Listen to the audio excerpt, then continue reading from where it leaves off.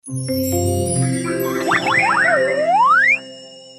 to Tailsprout Cartoon Channel. बेटे ने माँ को ओल्ड एज होम क्यों छोड़ा? एक माँ, एक बेटा और एक जिंदगी। शहर के एक पुराने इलाके में एक छोटा सा घर था। उस घर में रहती थी शबाना बेगम और उनका बेटा फहद। फहद जब छोटा था तो उसकी माँ ही उसकी पूरी दुनिया थी। सुबह उसे स्कूल के लिए तैयार करना, उसके बाल बनाना, उसका बैग चेक करना, और जब वो स्कूल से वापस आता तो माँ दरवाजे पर खड़ी होती। बेटा आ गए? फहद भागकर माँ को हक करता। उस वक्त फहद के लिए दुनिया की सबसे सेफ जगह थी माँ की बाहों में। माँ की कुर्बानियाँ। फहद के अब्बू जल्दी दुनिया से रुखसत हो गए थे। उसके बाद शबाना बेगम ने अकेले ही फहद को पाला। उन्होंने सिलाई की,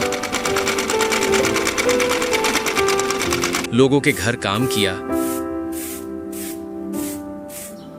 कभी अपनी जरूरत पूरी नहीं की, लेकिन फहद की हर जरूरत पूरी की। एक बार स्कूल ट्रिप का फॉर्म आया।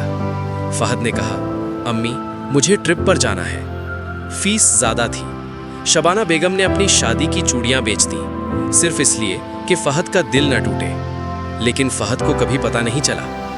वक्त बदल गया, वक्त गुजरता गया। फहद बड़ा हो गया, कॉलेज, फिर जॉब।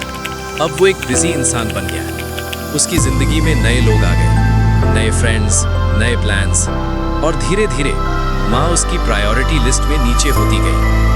माँ का इंतजार। हर शाम शबाना बेगम दरवाजे के पास बैठती, घड़ी की सुई देखते हुए कहती, अब आएगा। लेकिन फहद देर से आता, कभी 9 बजे, कभी 10 बजे, और आते ही कहता, अम्मी बहुत थक गया हूँ, बाद में बात करते हैं। वो बाद में कभी नहीं आता। शादी और डिस्टेंस। कुछ साल बाद फहद की शादी हो गई। उसकी वाइफ नादिया मॉडर्न थी। शुरू में सब ठीक था, लेकिन धीरे धीरे घर का माहौल बदलने लगा।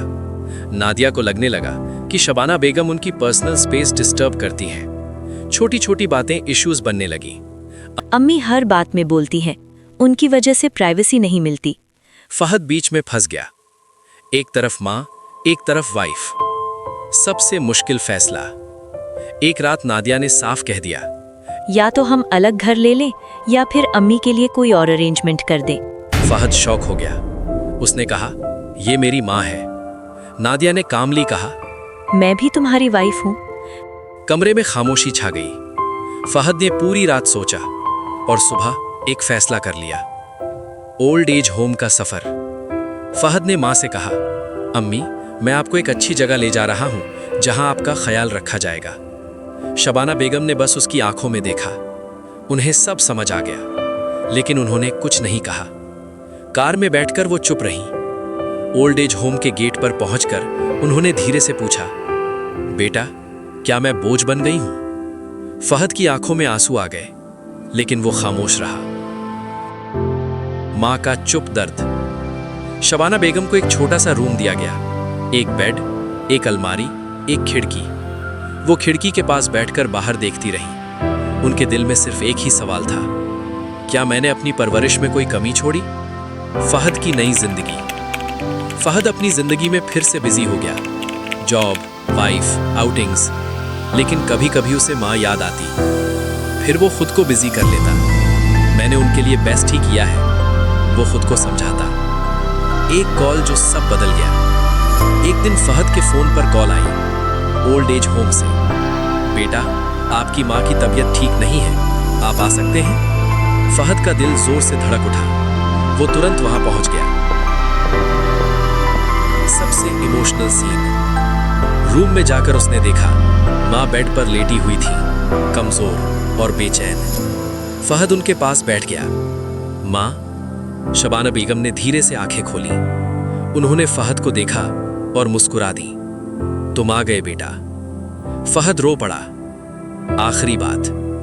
माँ ने धीरे से कहा, बेटा मैं तुमसे नाराज नहीं हूँ, बस एक बात याद रखना, जिस दिन तुम्हें मेरी याद आए उस दिन किसी और माँ का ख्याल रख लेना। फहद टूट गया। उसने माँ का हाथ कसकर पकड़ लिया। हमेशा के लिए खामोशी। कुछ ही देर बाद रूम में एक अजीब सी खामोशी छा गई। फहद समझ गया, सब खत्म हो चुका है। उसने माँ का हाथ पकड़कर कहा, अम्मी, मुझे माफ कर दो। लेकिन अब जवाब देने वाला कोई नहीं था। बाद का रिग्रेट। घर वापस आकर फहद ने हर चीज देखी। माँ की कुर्सी, माँ का कमरा, हर चीज उसे याद दिला रही थी वो अकेला हो गया है। अब उसे समझ आ गया जिंदगी की सबसे बड़ी गलती क्या होती है। Final message. इस कहानी से हमें यह सबक मिलता है, माँ बाप कभी बोझ नहीं होते, वो हमारी जिंदगी की सबसे बड़ी रहमत होते हैं। और जब वो चले जाते हैं तो उनकी जगह कोई नहीं ले सकता। जिंदगी में कभी इतना बिजी मत हो जाओ कि जिन्होंने तुम्हें चलना सिखाया उन्हें तुम तन्हा छोड़ दो। जब तक माँ बाप जिंदा हैं उनकी कद्र करो, क्योंकि उनके बाद सिर्फ यादें रहती हैं और एक ऐसा रिग्रेट जो कभी खत्म नहीं होता।